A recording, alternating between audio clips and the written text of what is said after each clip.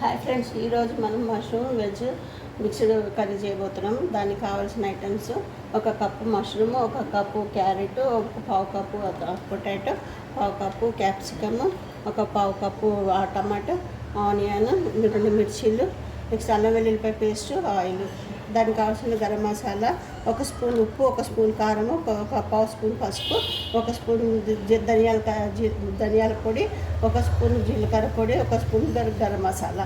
దీనికి ఇంకా పేస్ట్కి కావాల్సిన ఐటమ్స్ వచ్చి ధనియాలు, జీలకర్ర, కొంచెం కొబ్బరి, పల్లీలు, నువ్వులు, గసగసాలు ఇవన్నీ నానబెట్టి ముందుగా పక్కన పెట్టుకోవాలి. సరే, మొదలెట్టేద్దాం పదండి. కుక్కర్ పెట్టుకొని నూనె వేసుకొని వేడి చేసుకోవాలి. అంటే నూనె వేడయ్యాక ఆవాలు, జీలకర్ర, కొద్దిగా మినపప్పు, పోపు గింజలు వేసి వేయాలి. అవి వేగుతున్నప్పుడు పచ్చిమిర్చి, ఆనియన్ వేసి వేయించేసుకోవాలి.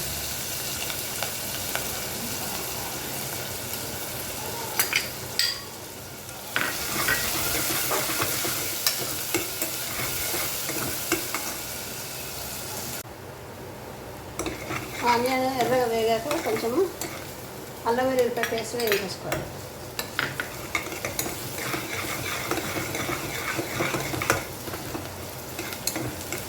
పచ్చిమిరపకాయలు పోయే వరకు వేయించుకొని టమాటాలు, ఈ ఉల్లిపాయ, టమాటా, అల్లం వెల్లుల్లిపాయ పేస్ట్, పచ్చిమిరపకాయలు అన్నీ మగ్గిపోయాయి. ఇప్పుడు ఇందులో క్యాప్సికమ్,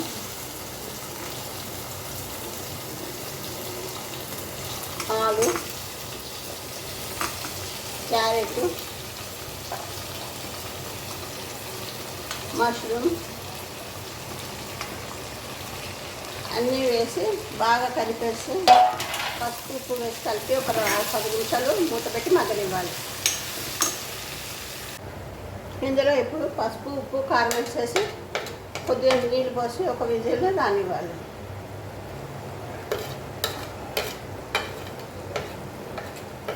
కారం, ఉప్పు, పసుపు 3 వేసేసాను. కొద్దిగా నీళ్ళు పోసుకొని ఇందులో ఈ కుక్కర్ మూత పెట్టేసుకుందాము. ఒక విజిల్ వచ్చే వరకు ఉంచి తర్వాత స్టవ్ ఆపేయాలి. ఇప్పుడు కూర ఉడికే లోపల, విజిల్ వచ్చే లోపల మనము గ్రేవీ రెడీ చేసేసుకుందాము.